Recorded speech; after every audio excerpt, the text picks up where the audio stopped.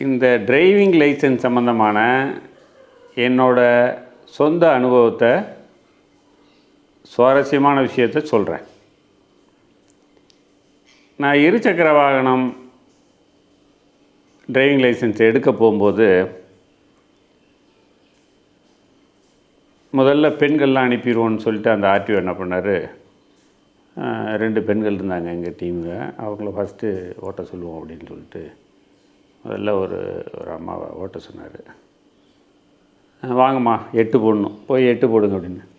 வண்டியை ஸ்டார்ட் பண்ணியான்னு கேட்டுச்சு. அப்போவே அவருக்கு மூஞ்சி மாறி போச்சு.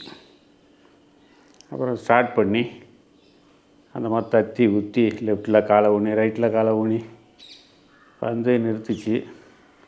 போயிட்டு அப்புறம் வாங்க இங்கே ஃபெயில் ஆகிட்டீங்கன்னு அனுப்பிட்டார். 2வது ஒரு அம்மா போச்சு. அது கால்லாம் ஊனல அது, ஆனால் ஓட்டுச்சு வண்டியை. லெஃப்ட்டு ரைட்லாம் வந்து அப்படி வந்து கரெக்டாக நிறுத்திடுச்சு.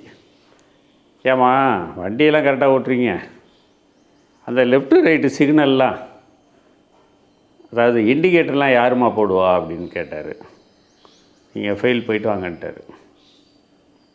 3வதாக நம்ம அண்ணன் ஒருத்தர் போனார்.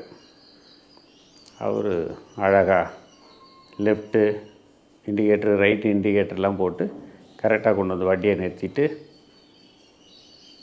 அவர் ரொம்ப பெருமையாக ஆர்டிஓ பார்த்தார். நீங்கள் ஃபெயிலு, போயிட்டு அப்புறம் வாங்கன்ட்டார். ஸ்டாப் சிக்னல் யார் காமிப்பா? கடைசியாக வந்து நிறுத்தும்போது ஸ்டாப் சிக்னல் காமிக்கணும்ல, அது காமிக்கலன்னு. 4வதாக நான் போகிறேன். அவங்க 3 பேர் ஃபெயில் ஆனதுனால நான் அழகாக லெஃப்ட்டு இண்டிகேட்டர் போட்டேன், ரைட்டு இண்டிகேட்டர் போட்டேன். கரெக்டாக கடைசியாக வந்து நிற்கும்போது ஸ்டாப் சிக்னல் காமிச்சு நிறுத்தினா பாஸ் பண்ணிட்டீங்க, போயிட்டு வாங்கன்ட்டார். இப்படி தான் நான் பாஸ் பண்ணேன். இதே முதல் ஆளாவோ 2வது ஆளாவோ இருந்தாலும் நானும் ஃபெயில் தான் ஆகிருப்பேன். இது வந்து யதார்த்தம். ஓகே, நீங்கள் ரெயின்போ 360 சேனலை சப்ஸ்கிரைப் பண்ணலன்னா சப்ஸ்கிரைப் பண்ணுங்கள், லைக் பண்ணுங்கள், உங்களோட மேலான கமெண்ட்டுகளை கொடுங்க, ஷேர் பண்ணுங்கள்.